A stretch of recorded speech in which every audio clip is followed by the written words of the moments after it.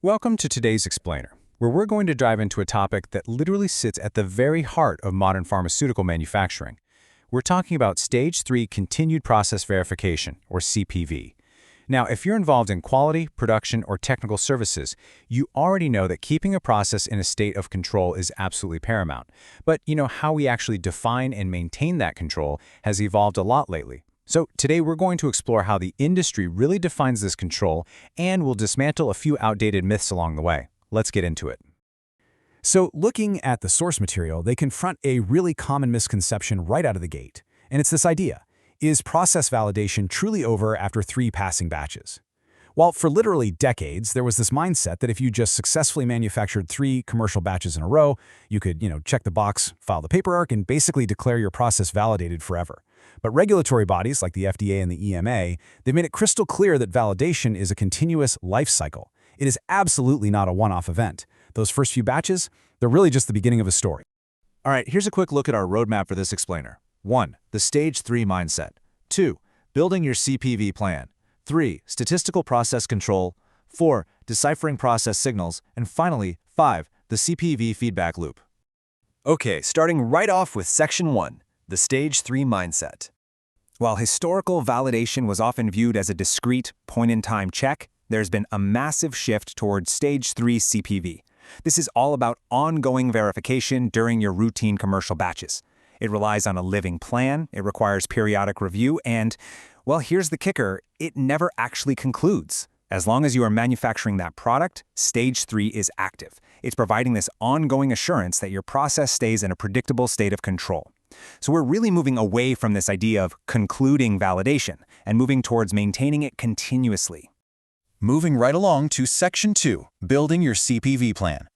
According to the guidelines, a CPV plan has to be a forward-looking document. Actually, it's really important to note that it is not a historical summary report. To actually be effective, it needs to define a few core elements.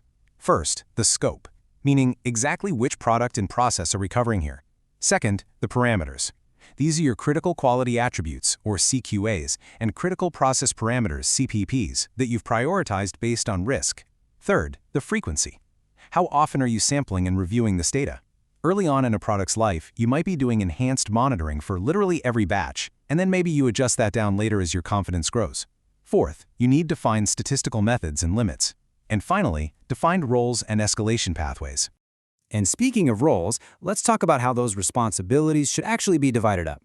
MSA, or technical services, they typically own and run the whole CPV program. Production is out there on the floor generating and recording the actual process data. Quality assurance is stepping in to review, approve, and just make sure everything integrates properly with the broader pharmaceutical quality system. And then your data or statistics team is maintaining the charts and the methods. Assigning these roles clearly is absolutely vital. Why? Because honestly, the most common and kind of tragic pitfall in CPV is meticulously collecting mountains of crucial data only to trap it in a dusty binder that nobody ever bothers to open. All right, Section 3, statistical process control. This is the engine of CPV. The absolute foundational tool we use here is the control chart. And simply put, a control chart is just a time-ordered plot of a process statistic. It features a center line, and it has control limits that are derived directly from the process's own historical data. What's so crucial here is that it preserves time order information. If you just look at batches on a simple pass-fail basis, you completely miss the narrative. A control chart lets you see the actual pattern over time. That helps you distinguish normal, everyday background noise from a meaningful process drift, and you see it way before a batch actually fails. Now, there is a really interesting distinction here that trips up a lot of facilities, so let's clear it up. Control limits are not specification limits. Control limits represent the voice of the process. There are statistical boundaries based on how your process actually behaves in reality, and they're designed to give you an early warning of drift. Specification limits, on the other hand, well, they are the voice of the customer or the regulator. They are rigid requirements that dictate whether a product passes or fails. You should absolutely never set your control limits equal to your specification limits. Because if you do that, you've completely destroyed your early warning system. You literally won't see the drift until the product is already ruined. The sources also bring up process capability, which is often called CPK. Think of CPK as measuring your margin of safety against those rigid specification limits. Capability basically compares the spread and the centering of your process against that specific spec range.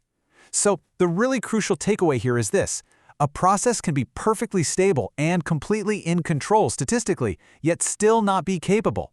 That happens if its natural variation is just too wide and leaves almost no margin to the specification. So CPV requires us to keep a very close eye on both stability and capability.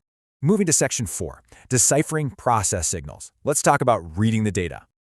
To read a control chart properly, you really have to understand the two different types of variation. First, you have common cause variation. This is just the inherent random noise of a stable system. It is always there. Special cause variation, however, is an assignable, highly unusual influence that comes and goes. When your process is in a good state of control, only common cause variation is present. But the moment a data point breaches a control limit, or maybe it forms a really non-random pattern, well, that is a signal pointing to a probable special cause. Let's disentangle some terminology here because this alphabet soup can cause some serious panic on the manufacturing floor. An OS, or out of specification, means the product formally failed the registered requirement. That's a bad day. But an OOC, out of control, is simply a statistical control chart signal. It just means a special cause is likely present. Similarly, an OOT, out of trend, means a result is within spec, but it's off its expected trajectory. OOC and OOT signals are meant to be proactive early warning systems. They are a trigger to investigate, for sure, but they are not a reason to just automatically reject the batch. And finally, Section 5, the CPV feedback loop, closing the loop with proactive investigations.